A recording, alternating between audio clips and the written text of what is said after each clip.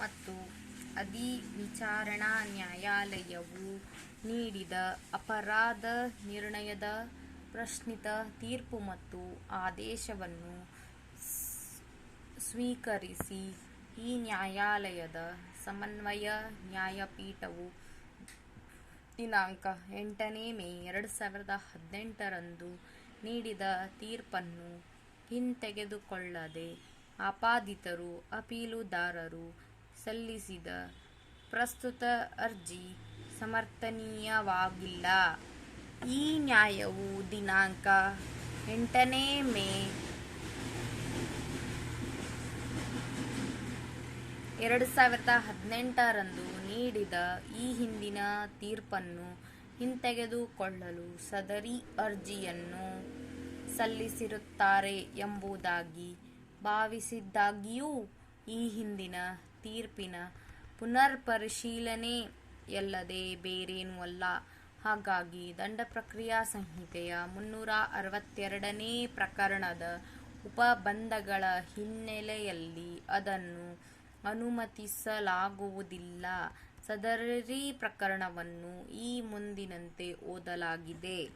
ಸಬ್‌ಪ್ಯಾರಾಗ್ರಾಫ್ 362 ನ್ಯಾಯಾಲಯವು ತೀರ್ಪನ್ನು ಬದಲಾಯಿಸತಕ್ಕದ್ದಲ್ಲ. ಈ ಸಂಹಿತೆಯಿಂದ ಅಥವಾ ತತ್ಕಾಲದಲ್ಲಿ ಜಾರಿಯಲ್ಲಿರುವ ಇತರ ಯಾವುದೇ ಕಾನೂನಿನಿಂದ ಅನ್ಯಥಾ ಉಪಬಂಧಿತವಾಗಿದ್ದ ಹೊರತು ಯಾವುದೇ ನ್ಯಾಯಾಲಯವು ಅದು ಮೊಕದ್ದಮೆಯನ್ನು ವಿಲೆ ಮಾಡುವ ತನ್ನ ತೀರ್ಪಿಗೆ ಅಥವಾ ಅಂತಿಮ ಆದೇಶಕ್ಕೆ ಸಹಿ ಹಾಕಿರುವಾಗ ಬರವಣಿಗೆಯ ಅಥವಾ ಅಂಕಿಗಳ ತಪ್ಪನ್ನು ತಿದ್ದುವುದರ ಹೊರತು ಅದನ್ನು ಬದಲಾಯಿಸತಕ್ಕದ್ದಲ್ಲ ಅಥವಾ ಪುನರ್ ವಿಲೋಕಿಸತಕ್ಕದ್ದಲ್ಲ. ಸದರಿ ಉಪಬಂಧವನ್ನು ಜಾಗರೂಕತೆಯಿಂದ ಓದಿದಾಗ ಸ್ಪಷ್ಟವಾಗುವುದೇನೆಂದರೆ, ಯಾವುದೇ ನ್ಯಾಯಾಲಯವು ಅದು ಒಂದು ಮೊಕದ್ದಮೆಯನ್ನು ವಿಲೆ ಮಾಡಿ ತನ್ನ ತೀರ್ಪಿಗೆ ಅಥವಾ ಅಂತಿಮ ಆದೇಶಕ್ಕೆ ಸಹಿ ಹಾಕಿದ ಮೇಲೆ ಬರವಣಿಗೆಯ ಅಥವಾ ಅಂಕಿಗಳ ತಪ್ಪನ್ನು ತಿದ್ದುವುದರ ಹೊರತು ಅದನ್ನು ಬದಲಾಯಿಸತಕ್ಕದ್ದಲ್ಲವೆಂದು ಅಥವಾ ಪುನರ್ ವಿಲೋಕಿಸತಕ್ಕದ್ದಲ್ಲವೆಂದು ಸ್ಪಷ್ಟವಾಗುತ್ತದೆ. ಪ್ರಸ್ತುತ ಮೊಕದ್ದಮೆಯಲ್ಲಿ ಅಧಿವಿಚಾರಣಾ ನ್ಯಾಯಾಲಯವು ನೀಡಿದ ಮತ್ತು ಈ ನ್ಯಾಯಾಲಯವು ಸ್ಥಿರೀಕರಿಸಿದ ಪ್ರಶ್ನಿತ ಅಪರಾಧ ನಿರ್ಣಯದ ತೀರ್ಪು ಮತ್ತು ದಂಡನೆಯ ಆದೇಶದಲ್ಲಿನ ಬರವಣಿಗೆಯ ಅಥವಾ ಅಂಕಿಗಳ ತಪ್ಪನ್ನು ತಿದ್ದಲು ದಂಡ ಪ್ರಕ್ರಿಯಾ ಸಂಹಿತೆಯ 362ನೇ ಪ್ರಕರಣದ ಅಡಿಯಲ್ಲಿ ಅವರು ಪ್ರಸ್ತುತ ಅರ್ಜಿಯನ್ನು ಸಲ್ಲಿಸಿದ್ದಾರೆ ಎಂಬುದು ಅಪೀಲುದಾರರ ವಾದವಲ್ಲ. ಪ್ರಸ್ತುತ ಅರ್ಜಿಯನ್ನು ಪುನರ್ಪರಿಶೀಲನೆಗಾಗಿ ಸಲ್ಲಿಸಿದ ರೀತಿಯಲ್ಲಿರುತ್ತದೆ. ಹಾಗಾಗಿ ಅದು ಸಮರ್ಥನೀಯವಾಗಿಲ್ಲ ಮತ್ತು ಕಾನೂನಿನಡಿಯಲ್ಲೂ ಸಹ ಅದನ್ನು ಅನುಮತಿಸಲಾಗುವುದಿಲ್ಲ ಎಂಬುದಾಗಿ. 19th ಪ್ಯಾರಾಗ್ರಾಫ್ ಅತುಲ್ ಶುಕ್ಲಾ ವಿರುದ್ಧ ಮಧ್ಯಪ್ರದೇಶದ ರಾಜ್ಯ ಮತ್ತು ಮತ್ತೊಬ್ಬರು ಮೊಕದ್ದಮೆಯಲ್ಲಿ ಮಾನ್ಯ ಸರ್ವೋಚ್ಚ ನ್ಯಾಯಾಲಯದ ನ್ಯಾಯಾಧಿಪತಿಯವರ ಪ್ರಾಥಮಿಕ ಅಭಿಪ್ರಾಯದ ಮೂಲಕ ನಮ್ಮ ದೃಷ್ಟಿಕೋನವು ಮತ್ತಷ್ಟು ಬಲಗೊಂಡಿರುತ್ತದೆ. ಅದರ 2ರಿಂದ 7ನೇವರೆಗಿನ ಪ್ಯಾರಾಗಳಲ್ಲಿ ಈ ಮುಂದಿನಂತೆ ಅಭಿಪ್ರಾಯಪಡಲಾಗಿರುತ್ತದೆ.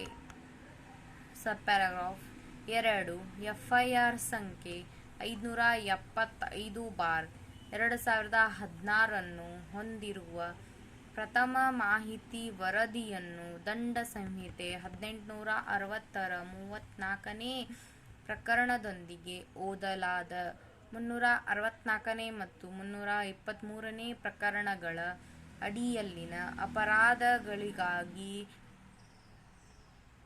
ಕೋಲ್ಗವನ್ ಪೊಲೀಸ್ ಠಾಣೆ, ಸ್ನಾತ ಜಿಲ್ಲೆ, ಮಧ್ಯಪ್ರದೇಶ ಇಲ್ಲಿ ನೋಂದಾಯಿಸಿತು. ತನಿಖೆಯ ನಂತರ ದಿನಾಂಕ 8/9/2016 ಆರೋಪ ಪಟ್ಟಿಯನ್ನು ಸಲ್ಲಿಸಲಾಯಿತು. ಎರಡನೇ ಎದುರುದಾರರು ದಂಡ ಪ್ರಕ್ರಿಯಾ ಸಂಹಿತೆಯ 1974ರ ಸಿಆರ್ಪಿಸಿ 482ನೇ ಪ್ರಕರಣದ ಅಡಿಯಲ್ಲಿ ಎಫ್ಐಆರ್ ಅನ್ನು ರದ್ದುಗೊಳಿಸುವುದಕ್ಕಾಗಿ ಅರ್ಜಿಯನ್ನು ಸಲ್ಲಿಸಿದ್ದರು. ಈ ಮಧ್ಯದಲ್ಲಿ ದಿನಾಂಕ 24/4/2017ರಂದು ಆರೋಪಗಳನ್ನು ರೂಪಿಸಲಾಯಿತು. ದಿನಾಂಕ 20/7/2018ರಂದು ಸುರೇಂದ್ರ ಸಿಂಗ್ ವಿರುದ್ಧ ಮಧ್ಯಪ್ರದೇಶ ರಾಜ್ಯ 2018 ಎಸ್ಸಿಸಿ ಆನ್ಲೈನ್ ಎಂಪಿ 4425 ಉಚ್ಚ ನ್ಯಾಯಾಲಯವು ಈ ಮುಂದಿನ ಷರತ್ತು ನಿಬಂಧನೆಗಳಲ್ಲಿ 482ನೇ ಪ್ರಕರಣದ ಅಡಿಯಲ್ಲಿ ಆ ಅರ್ಜಿಯನ್ನು ವಜಾಗೊಳಿಸಿತು.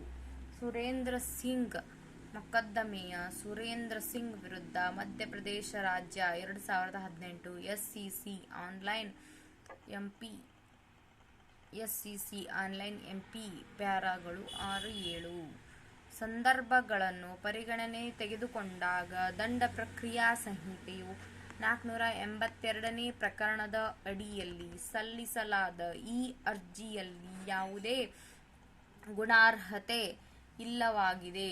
ಅರ್ಜಿದಾರರು ಯುಕ್ತ ಉಪಬಂಧಗಳ ಅಡಿಯಲ್ಲಿ ಆರೋಪಗಳನ್ನು ರೂಪಿಸಿರುವುದನ್ನು ಪ್ರಶ್ನಿಸಬಹುದು. ಮೇಲಿನ ಅಭಿಪ್ರಾಯದೊಂದಿಗೆ ಈ ಅರ್ಜಿಯನ್ನು ವಜಾಗೊಳಿಸಲಾಗಿದೆ. ಮೇಲಿನ ಆದೇಶದ ತರುವಾಯ 482ನೇ ಪ್ರಕರಣದ ಅಡಿಯಲ್ಲಿ ಎರಡನೇ ಎದುರುದಾರರು ಮತ್ತೊಂದು ಅರ್ಜಿಯನ್ನು ಸಲ್ಲಿಸಿದ್ದಾರೆ. ಅದರಲ್ಲಿ ಈ ಮುಂದಿನ ಪರಿಹಾರ ಕೋರಲಾಯಿತು. ಆದ್ದರಿಂದ ಈಗ ನ್ಯಾಯಾಲಯವು ದಿನಾಂಕ 20/7/2018ರ ಸುರೇಂದ್ರ ಸಿಂಗ್ ವಿರುದ್ಧ ಮಧ್ಯಪ್ರದೇಶ ರಾಜ್ಯ 2018 ಎಸ್ಸಿಸಿ ಆನ್ಲೈನ್ ಎಂಪಿ 1425 ಆದೇಶವನ್ನು ನ್ಯಾಯಾಲಯದ ಹಿತದೃಷ್ಟಿಯಿಂದ ದಯವಿಟ್ಟು ಪುನರ್ಪರಿಶೀಲಿಸಿ ಹಿಂತೆಗೆದುಕೊಳ್ಳಬಹುದೆಂದು ಮತ್ತು ಮಾರ್ಪಾಟು ಮಾಡಬಹುದೆಂದು ಪ್ರಾರ್ಥಿಸಲಾಗಿರುತ್ತದೆ. ಉಚ್ಚ ನ್ಯಾಯಾಲಯವು ಅರ್ಜಿಗಳನ್ನು ಪುರಸ್ಕರಿಸಿ ಮತ್ತು ಈ ದಿನಾಂಕ 20/7/2018ರ ತನ್ನ ಹಿಂದಿನ ಆದೇಶವನ್ನು ಹಿಂತೆಗೆದುಕೊಂಡು ದಿನಾಂಕ 20/8/2018ರ ತನ್ನ ಪ್ರಶ್ನಿತ ಆದೇಶವನ್ನು ಹೊರಡಿಸಿದೆ ಎಂದು ಎರಡನೇ ಅರ್ಜಿಯಲ್ಲಿರುತ್ತದೆ. ದಂಡ ಪ್ರಕ್ರಿಯಾ ಸಂಹಿತೆಯ 362ನೇ ಪ್ರಕರಣದಲ್ಲಿ ಒಳಗೊಂಡ ನಿರ್ದಿಷ್ಟ ಪ್ರತಿಬಂಧವನ್ನು ಗಮನದಲ್ಲಿಟ್ಟುಕೊಂಡು ತನ್ನ ಈ ಹಿಂದಿನ ಆದೇಶವನ್ನು ಪುನರ್ ಪರಿಶೀಲಿಸುವುದಕ್ಕಾಗಿ ಅಥವಾ ಸಂದರ್ಭಾನುಸಾರ ಮಾರ್ಪಾಟು ಮಾಡುವುದಕ್ಕಾಗಿ 48ನೇ ಪ್ರಕರಣದ ಅಡಿಯಲ್ಲಿ ತರುವಾಯದ ಅರ್ಜಿಯನ್ನು ಉಚ್ಚ ನ್ಯಾಯಾಲಯವು ಪುರಸ್ಕರಿಸಿಲ್ಲವೆಂದು ಅರ್ಜಿದಾರರ ಪರವಾಗಿ ನಿವೇದನೆಯನ್ನು ಮಾಡಲಾಗಿದೆ. 362ನೇ ಪ್ರಕರಣವು ಈ ಮುಂದಿನಂತೆ ಉಪಬಂಧ ಕಲ್ಪಿಸಿರುತ್ತದೆ. 362 ನ್ಯಾಯಾಲಯವು ತೀರ್ಪನ್ನು ಬದಲಾಯಿಸತಕ್ಕದ್ದಲ್ಲ. ಈ ಸಂಹಿತೆಯ ಹಿಂದೆ ಅಥವಾ ತತ್ಕಾಲದಲ್ಲಿ ಜಾರಿಯಲ್ಲಿರುವ ಇತರ ಯಾವುದೇ ಕಾನೂನಿನಿಂದ ಅನ್ಯಥಾ ಉಪಬಂಧಿತವಾಗಿದ್ದ ಹೊರತು ಯಾವುದೇ ನ್ಯಾಯಾಲಯವು ಅದು ಮೊಕದ್ದಮೆಯನ್ನು ವಿಲೇ ಮಾಡುವ ತನ್ನ ತೀರ್ಪಿಗೆ ಅಥವಾ ಅಂತಿಮ ಆದೇಶಕ್ಕೆ ಸಹಿ ಹಾಕಿರುವಾಗ ಬರವಣಿಗೆಯ ಅಥವಾ ಅಂಕಿಗಳ ತಪ್ಪನ್ನು ತಿದ್ದುವುದರ ಹೊರತು ಅದನ್ನು ಬದಲಾಯಿಸತಕ್ಕದ್ದಲ್ಲ ಅಥವಾ ಪುನರ್ವಿಲೋಕಿಸತಕ್ಕದ್ದಲ್ಲ. ಮಾನ್ಯ ಸ್ಥಾಯೀ ವಕೀಲರಿಂದ ಪ್ರತಿನಿಧಿತವಾದ ಮಧ್ಯಪ್ರದೇಶದ ರಾಜ್ಯವು ಅಪೀಲುದಾರನ ವಾದಕ್ಕೆ ಪೂರಕವಾಗಿ ಪ್ರತಿ ಎಫಿಡವಿಟ್ ಅನ್ನು ಸಲ್ಲಿಸಿದೆ. ಎರಡನೇ ದೂರುದಾರರ ಪರ ಹಾಜರಾದ ಮಾನ್ಯ ವಕೀಲರು ದಿನಾಂಕ 20/7/2018ರ ಆದೇಶದಲ್ಲಿ ಸುರೇಂದ್ರ ಸಿಂಗ್ ವಿರುದ್ಧ ಮಧ್ಯಪ್ರದೇಶ ರಾಜ್ಯ 2018 ಎಸ್ಸಿಸಿ ಆನ್ಲೈನ್ ಎಂಪಿ 1425 364ನೇ ಪ್ರಕರಣದ ಅಡಿಯಲ್ಲಿ ಯಾವುದೇ ಅಪರಾಧವನ್ನು ಮಾಡಲಾಗಿಲ್ಲವೆಂಬ ನಿವೇದನೆಯನ್ನು ಉಚ್ಚ ನ್ಯಾಯಾಲಯವು ದಾಖಲು ಮಾಡಿತ್ತು ಎಂದು ನಿವೇದಿಸಿಕೊಂಡಿದ್ದಾರೆ. ಉಚ್ಚ ನ್ಯಾಯಾಲಯವು 482ನೇ ಪ್ರಕರಣದ ಅಡಿಯಲ್ಲಿನ ಅರ್ಜಿಯನ್ನು ವಜಾ ಮಾಡುವಾಗ ಆರೋಪವನ್ನು ರೂಪಿಸಿದ ತರುವಾಯ ಎರಡನೇ ಎದುರುದಾರನು ತನ್ನ ಪರಿಹಾರೋಪಾಯಗಳನ್ನು ಪರಿಶೀಲಿಸಲು ಮುಕ್ತನಾಗಿರುತ್ತಾನೆ ಎಂದು ಅಭಿಪ್ರಾಯಪಟ್ಟಿದೆ. 362ನೇ ಪ್ರಕರಣದಲ್ಲಿ ಅದು ಒಳಗೊಂಡಿರುವ ನಿರ್ದಿಷ್ಟ ಪ್ರತಿಬಂಧದ ಹಿನ್ನೆಲೆಯಲ್ಲಿ ಉಚ್ಚ ನ್ಯಾಯಾಲಯದ ಪ್ರಶ್ನಿತ ಆದೇಶವು ಸುರೇಂದ್ರ ಸಿಂಗ್ ವಿರುದ್ಧ ಮಧ್ಯಪ್ರದೇಶ ರಾಜ್ಯ 2018 SCC ಆನ್ಲೈನ್ MP 1424 ಸಮರ್ಥನೀಯವಲ್ಲ ಎಂಬುದು ನಮ್ಮ ಅಭಿಪ್ರಾಯವಾಗಿರುತ್ತದೆ. ಪುನರ್ಪರಿಶೀಲಿಸುವ ಅಥವಾ ಮಾರ್ಪಾಟು ಮಾಡುವ ಅಂಥ ಅರ್ಜಿಯನ್ನು ಪುರಸ್ಕರಿಸಲಾಗುವುದಿಲ್ಲ. 20th paragraph. ದುರ್ಯೋಧನ್ ರಾವತ್ ವಿರುದ್ಧ ಒರಿಸ್ಸಾ ರಾಜ್ಯ ಮೊಕದ್ದಮೆಯಲ್ಲಿ ಮಾನ್ಯ ಸರ್ವೋಚ್ಚ ನ್ಯಾಯಾಲಯವು ಈ ಮುಂದಿನಂತೆ ತೀರ್ಪು ನೀಡಿದೆ. ಅದರಲ್ಲಿನ ಪ್ಯಾರಾ 29ರಲ್ಲಿ ಈ ಮುಂದಿನಂತೆ ಅಭಿಪ್ರಾಯಪಡಲಾಗಿದೆ.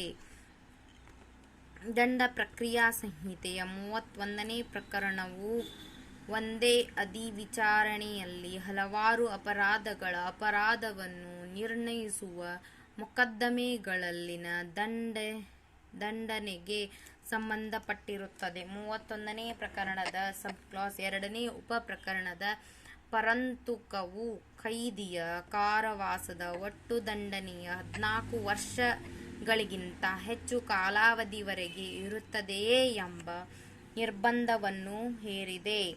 ಜೀವಾವಧಿ ಕಾರಾವಾಸದ ಶಿಕ್ಷೆ ಎಂದರೆ ತನ್ನ ಪೂರ್ಣ ಜೀವಿತಾವಧಿಯ ಮತ್ತು ಜೀವನಪೂರ್ಣ ಕಾರಾವಾಸದಲ್ಲಿ ಕಳೆಯುವುದು ಎಂದರ್ಥ. ಹಿನ್ನೆಲೆಯಲ್ಲಿ ಒಂದೇ ವಿಚಾರಣೆಯಲ್ಲಿ ಹಲವಾರು ಅಪರಾಧಗಳಿಗಾಗಿ ಅಪರಾಧ ನಿರ್ಣಯ ಮಾಡುವ ಸಂದರ್ಭದಲ್ಲಿ ಕ್ರಮಾನುಗತ ದಂಡನೆಗಳ ಪ್ರಶ್ನೆಯು ಉದ್ಭವಿಸುವುದೇ ಇಲ್ಲ.